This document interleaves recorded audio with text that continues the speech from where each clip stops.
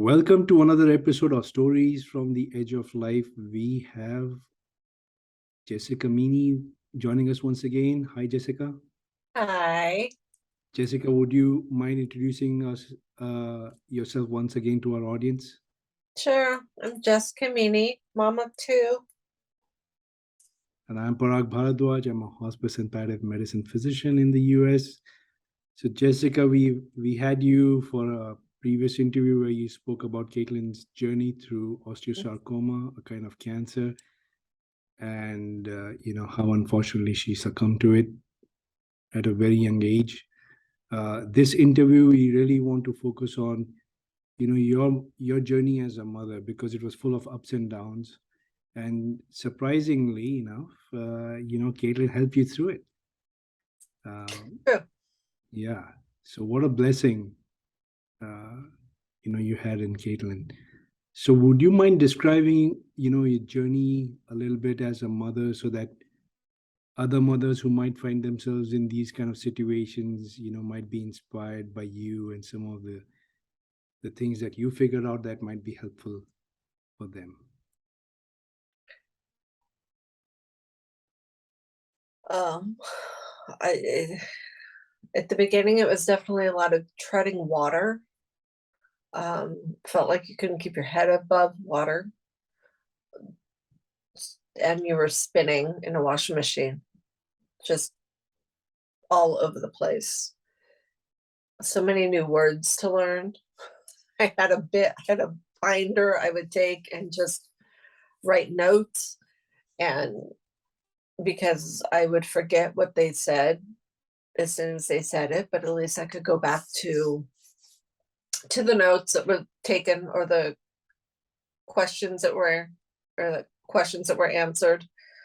We would always write down questions that we thought of in a book, because you would never remember it when you got to the doctor's office, because something else would happen. So it was a lot of writing and reading again what we wrote. We stayed off the internet. Well, at least I did. I don't know what Caitlin did. Knowing kids, I mean, they're always on the internet, but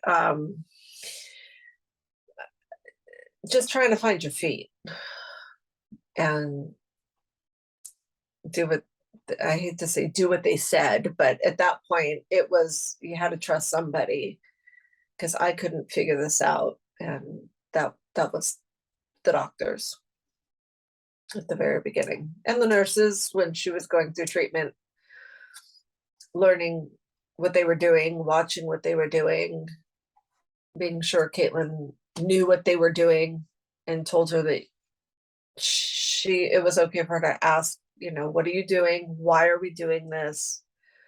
So she would learn. I was thinking more into adulthood, but it did give her confidence, and it was something she could control. Obviously, having an illness, you don't always get to control things, but there was at least something she could control. Yeah, what fascinated me about your recollection of that time was how much he was like a friend to you, more than a daughter, right? That one incident where you dropped her to school. Would you mind sharing that with the audience? When she finally went back to school, so she was diagnosed in the summer, and she went back in April, freshman year at high school. And it was, are you sure you want to? But she really had to. She needed to be with other people and go to high school. So I pulled up to the school. We took a couple pictures, for her first day of school in April, but it was first day of school. And I just jumped in the car and took off, because I knew if she's like, Mom, I don't want to go in, I would have pulled her back in the car. But I took off, and in an essay she wrote, and later on she's like, I turned around and you were gone. I was like, I had to, because I knew uh, I would have just taken you home, and I couldn't do that to you. You had to go to school. You had to be there. So Yeah, that and mom.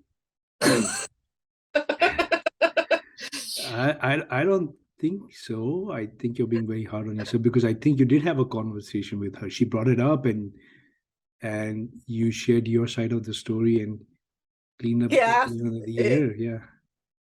but she I think she probably wanted to go home too, but she had no option now.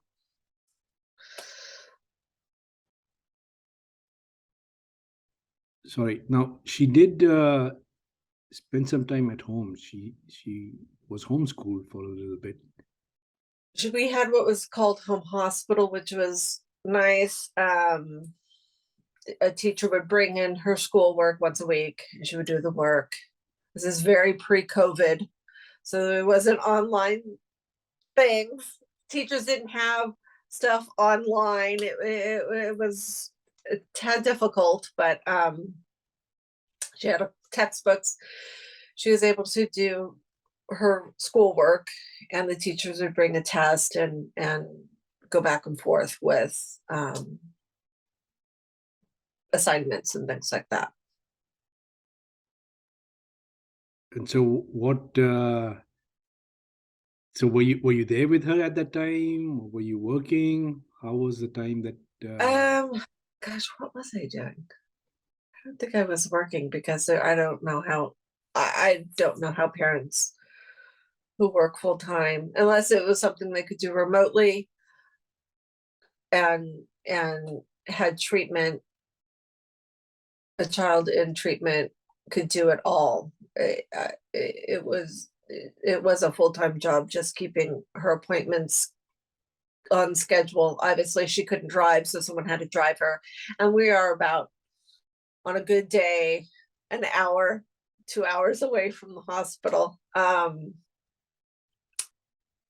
Sometimes other parents know they wake up with a fever or they don't feel good or something happens and you have to make a run to the hospital and then you get admitted. So for working, I wasn't. She I guess she was my work at that point. how did you juggle it all because you were trying to keep things together from a medical point of view, keeping like you said all her appointments and tests and treatments and so forth. Then you also a family to take care of. Then on an emotional level, probably we're going through a roller coaster ride as well. What's going on with my daughter, especially when the cancer came back. So could you tell us how you were able to? I mean, how did you manage to keep it all together, or maybe Um, not? there were a lot of showers, crying in the shower, crying in the grocery store. Yes, I'm the crazy lady that's walking down the produce aisle with just tears running down her face. I had just had to get it done, and that's where I was. Or the crazy person crying in the car driving by you, that was me. um, I, Wherever you had, I took multiple walks around the block just to let it out, so I wouldn't let it out at home. I'm pretty sure she had a clue. I mean, it's kind of hard not to tell. Your eyes swell up, your face turns red, you know, but try put a brave face on What did she to do when support she? them, I guess. Yeah.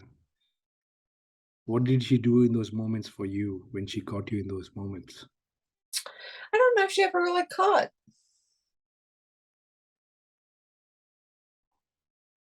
I was pretty stealthy. So yeah, I was going to ask you who was the bigger imposter. Was it you trying to keep it together, or was it her who Oh, knew what was going on but she didn't I show? would probably say both of us, because there would be times she wasn't doing well and we didn't know. And then we'd get to the hospital, and then, truth be told, what was really happening. And then she got in trouble for it. But yeah, Did you so did both of did us were that way. did you ever find yourselves in moments where, sometimes what I've heard is that,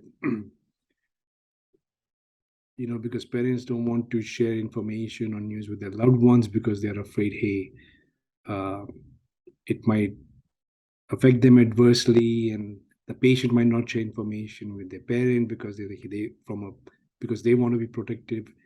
Did you ever find yourself in the situation where, you know you were sort of protecting yourself, each other, but at the same time you didn't know what was going on? No, because she, from the beginning, she was in every meeting. I mean, she was there and the doctor said, this is bone cancer. And every doctor's appointment, everything, she was there. So there was no hiding anything from her. She heard there's spots on your lungs. She heard. It was just the question, once you get up from the sucker punch,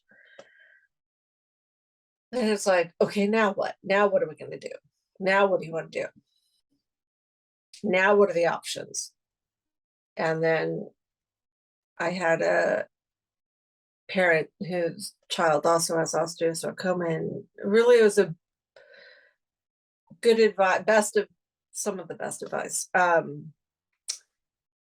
So you don't play that Monday night quarterback question of maybe we should have. It's like you make your best decision with the information that you have at the time.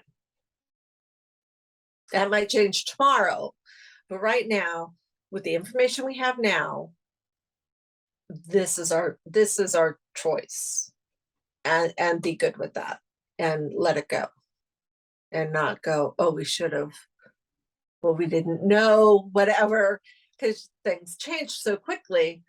But at that time, we made the best decision for us that we wanted to make. That is outstanding advice, because I think looking back, family members or patients often wonder, hey, what if this or that would have been done? And that moment is gone. Decisions were made based on the best information you had at that moment, with the best intent. And Exactly. beating yourself up, is not productive at all. It doesn't change anything. I mean, get all the information so you have it, but things do change quickly, or they just change. So I've heard you mention this a few times. It doesn't change anything. That takes a level of acceptance on a parent's part. So, how did you get to that point? I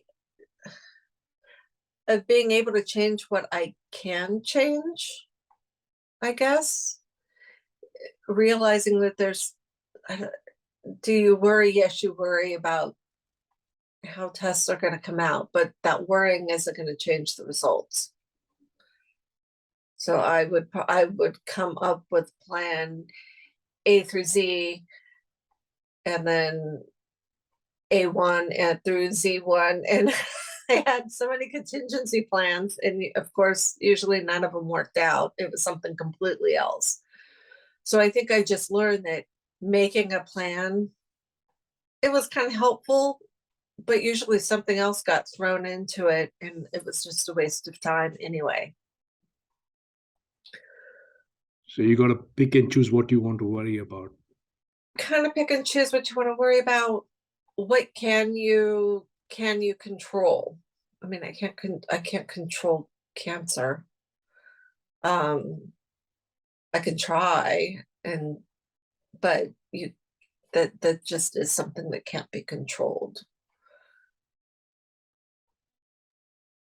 So with the experience that you went through, could you just share,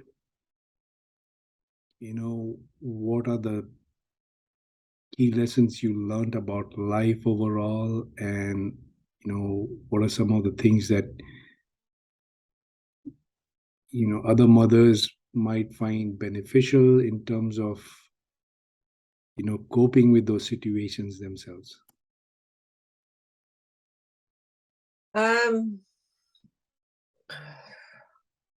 Another great advice of always move forward. No matter if it's a millimeter, still forward. That came in play a lot.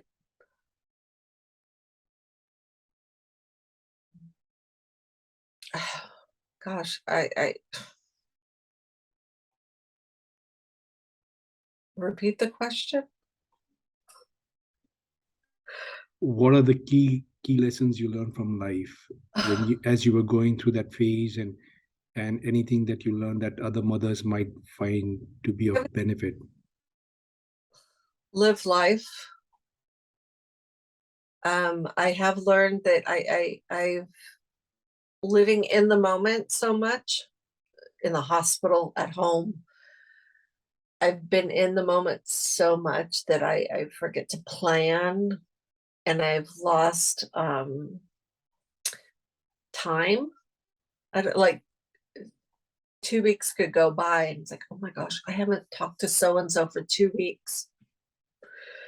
I meant to talk to them, every week. And so I do lose track of time. So I've been writing things down. So I try and stay on a schedule. That was a big thing of trying to stay somewhat on a schedule and calendar, day planner to have more normalcy, I guess. So that's interesting, because most folks say, you want to live in the moment because you want to optimize that moment, with you, but you're saying, hey, it needs to be balanced, because you don't want to be so much in the moment that you forget everything else that is going on over a period of time. Right, exactly. For sure. That's a great insight. With everything in life, it just should be balanced. So, yes. Yeah. So after Caitlin's demise, how did you get your life back on track? Um, that keeping them forward momentum. Trying not to change much. There's that I don't know where it came from, but you shouldn't make big decisions the first year of somebody passing. I kind of try to keep that. I did break the rule though. I did take a new job, but I'm pretty sure she would have been happy about it. It was needed. Just trying to be kind to myself and go through everything. If it was a good day, it was a good day. If it was a bad day, it was a bad day. I had a friend that gave us a book called The Teardrop Soup, Tear Soup. And I guess it started as a poem, and it's a fabulous book about grief, and made me realize that some days you might be making a vat of tear soup. And some days you may not make any tear soup. And then one day you might make a little cup, but the next day it might be another vat. It's an ongoing process, and you never know how the day's going to go or what's going to, I don't want to say trigger. That's a horrible word, but you just don't know. Some thought might come in your head, a song might come on the radio. You just don't know, and just, I don't know, embrace it. Love comes out, or grief comes out of love, right?